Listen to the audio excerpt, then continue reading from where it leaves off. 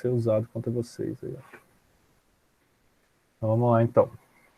Caso aqui o PET terceiro ano, volume 1, né? 2021. Então, a gente vai direto para a segunda semana.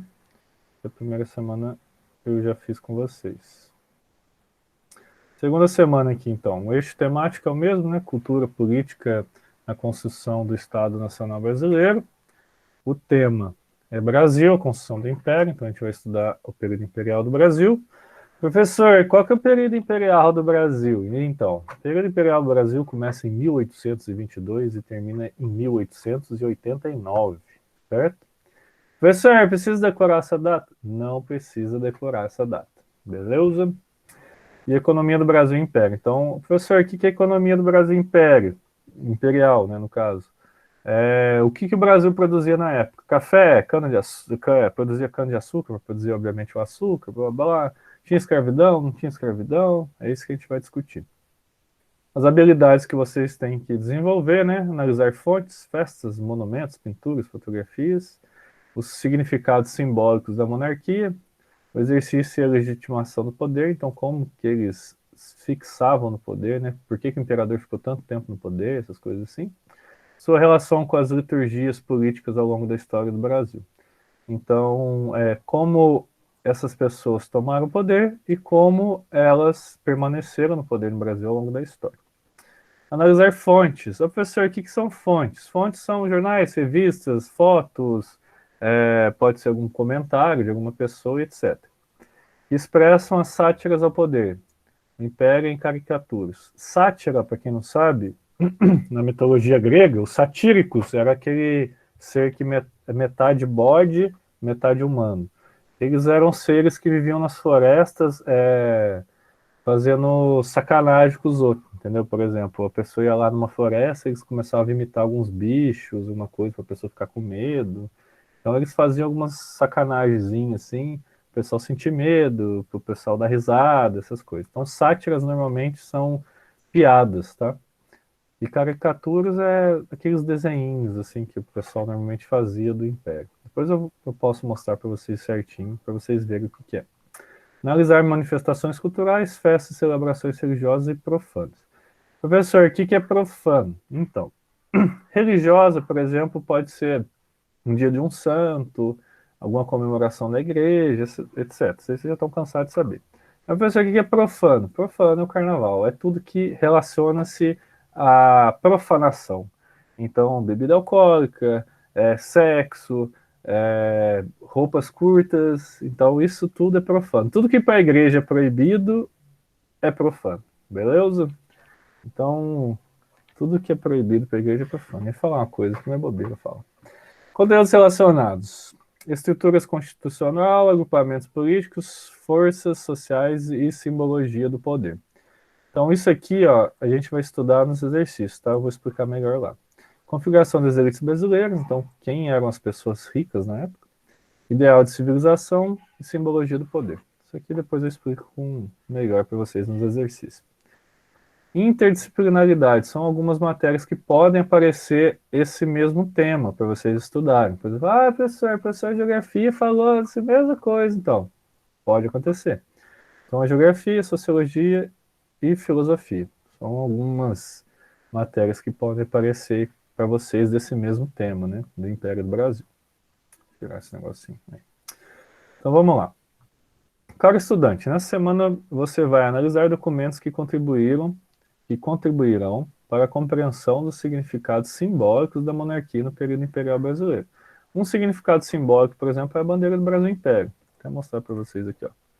Bandeira, Brasil, Império.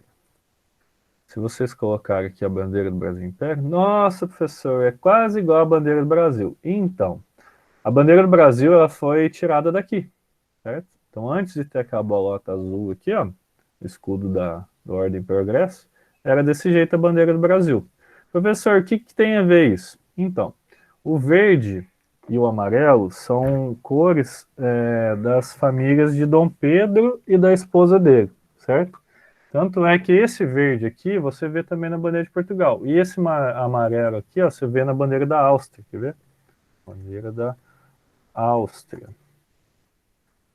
Opa, errei, não é da Áustria, não. É de qual país? Agora eu não lembro. Deixa eu ver aqui. Bandeira, família, esposa de Dom Pedro. É a Áustria que ela era? Eu pensei que ela era da Áustria. Deixa eu ver, tem até uma imagenzinha. Cor da Casa de Bragança, cor da Casa de Lorena. Ah, da Leopoldina. Arquiduquesa Dona Leopoldina, esposa de Dom Pedro. Então essas cores aqui, ó, ela representa a Casa de Bragança e a Casa de Lorena. Então, ó, bandeira, Casa de Lorena.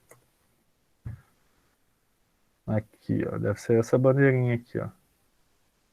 Essa bandeirinha, essa amarelinha. Tá vendo que é o mesmo amarelo? Então esse é o significado. Esse negócio de, é bandeira, o verde é as matas, o amarelo é o ouro, não tem nada a ver, tá? E esse escudo aqui é a representação de Portugal, que aí Portugal já tinha circundado o mundo inteiro, tinha colônias no mundo inteiro. Isso aqui representa a coroa portuguesa. E esses dois ramos aqui são os principais ramos que eram cultivados aqui no Brasil. No caso, esse aqui é o café. Esse aqui é o café, tá vendo? As bolotinhas vermelhas. E esse aqui, se eu não estou enganado, é o tabaco, tá? É a flor do é a plantinha do tabaco. Professor, é cana de açúcar? Então, poderia ser a cana também, mas não foi. Beleza? Então, esses são símbolos, tá? Significados simbólicos, símbolos da monarquia e tal do Brasil. Vamos lá. Então, recapitulando, ele colocou aqui como se fosse um esqueminha, né? Monarquia hereditária. Professor, o que é hereditário? Aquilo que passa de pai para filho. Então, Dom Pedro I foi o primeiro monarca do Brasil, né, imperador, e depois foi o filho dele. Então por isso chama hereditário, passa de pai para filho. Então lá, poder passa de pai para filho. Outorgada. Outorgada é quando algo passa a ser lei a partir do imperador. Então ele outorga a lei, ele que fala como é constituída a lei. Então ele tem o poder nas mãos dele. 4 poderes: moderador, executivo, legislativo e judiciário. O moderador é Dom Pedro. Então, ele manda nos outros todos os poderes. Então, por exemplo, se teve um julgamento de um amigo dele, ele não gostou do julgamento, ele pode pegar e cortar esse julgamento. Então, acontece muito isso também com os... Como que eu posso falar?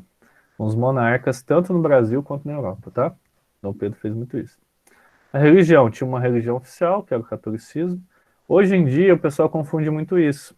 Às vezes cai até algumas questões de vestibular e tudo mais. Qual é a religião oficial do Brasil? Então, o Brasil não tem uma religião oficial. O Brasil é um país laico, que chama. Então, é um país que não adota nenhuma religião em seu corpo político.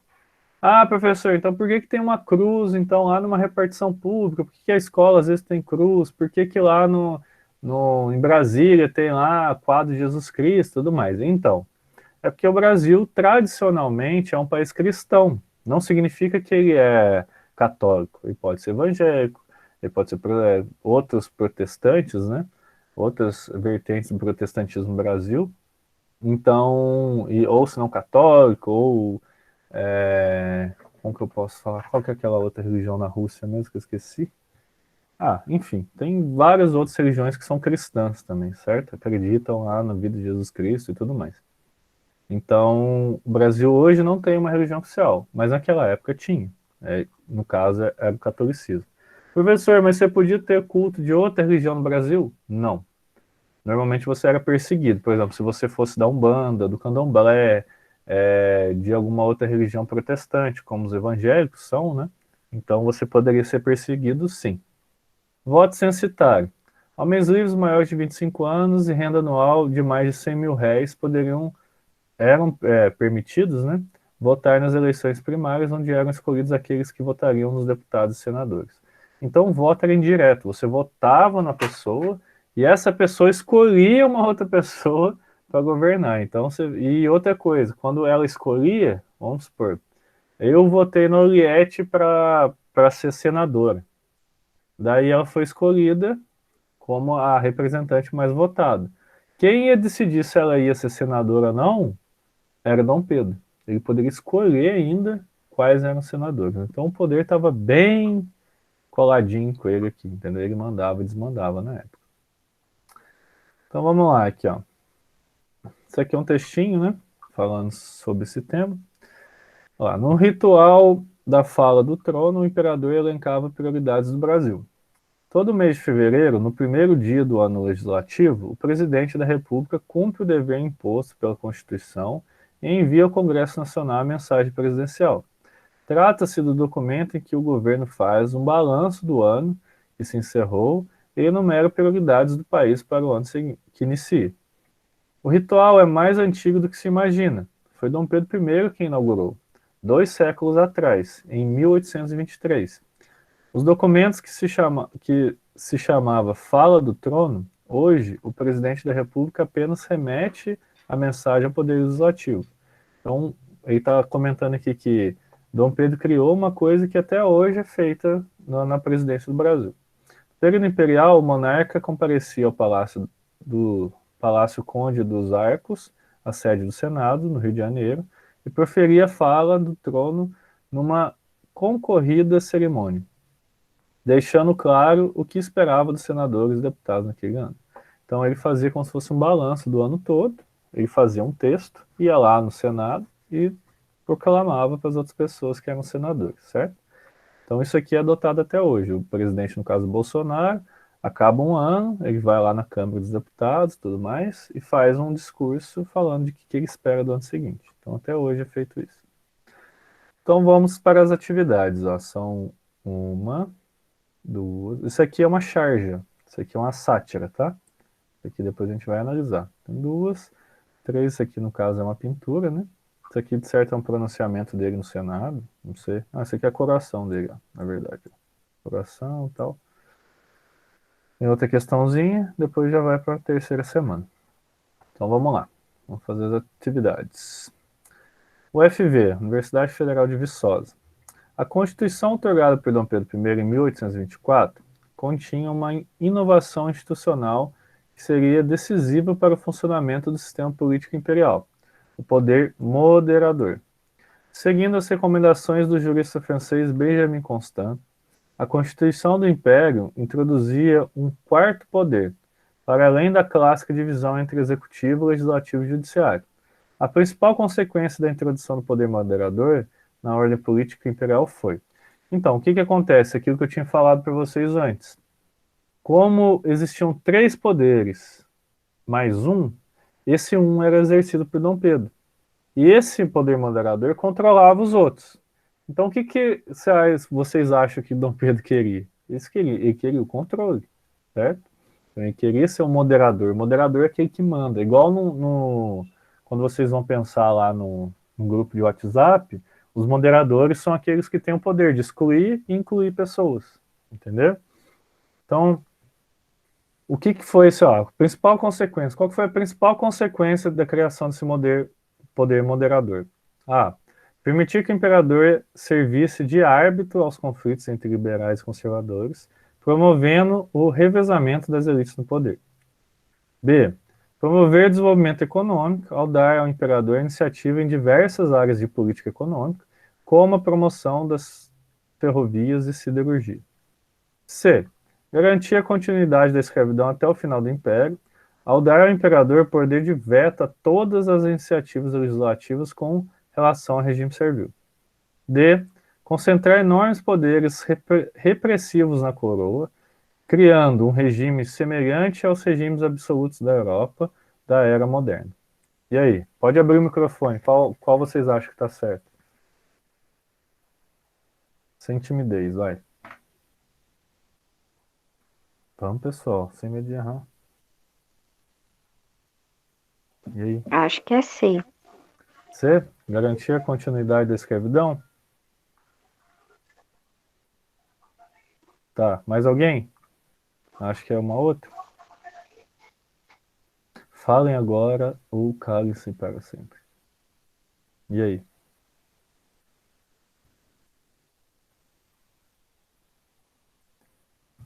Olha, então vamos lá para a resposta. A principal consequência da introdução do poder mandador na ordem política do império foi. Não está errado essa C, viu? Não está errado. Eu não acho que está errado essa C, mas a resposta certa é essa aqui, ó. Concentrar enormes poderes repressivos na coroa, criando um regime semelhante aos regimes absolutos na Europa da Era Moderna. Eu não acho que essa está errada, viu? Porque a escravidão continuou até o fim do Império, praticamente. Acabou a escravidão em 1888, e em 1889 acabou o Império no Brasil, virou República. Então, o poder de veto a todas as iniciativas legislativas com relação ao regime servil.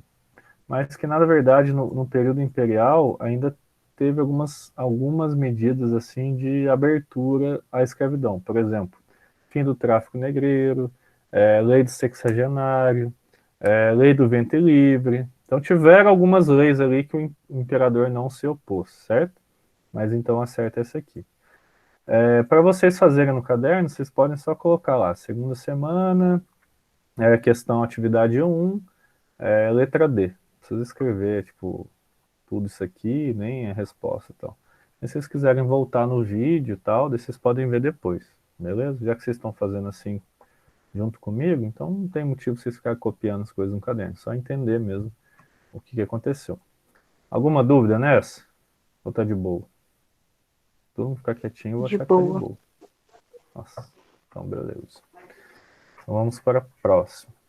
É a Unirio, Universidade do Rio de Janeiro. Daí aqui a menina aqui, ó, que tá com o vestidinho. Quais são os seus limites dos seus poderes? Deus, talvez. Então, é uma repórter, na verdade, que está abraçando. Professor, mas por que disso? Porque esse carinha aqui, Dom Pedro I, era extremamente mulherengo, tá? Tanto é que ele tinha uma amante. Essa amante, ele deu um título de nobreza para ela, que é a Duquesa de Santos.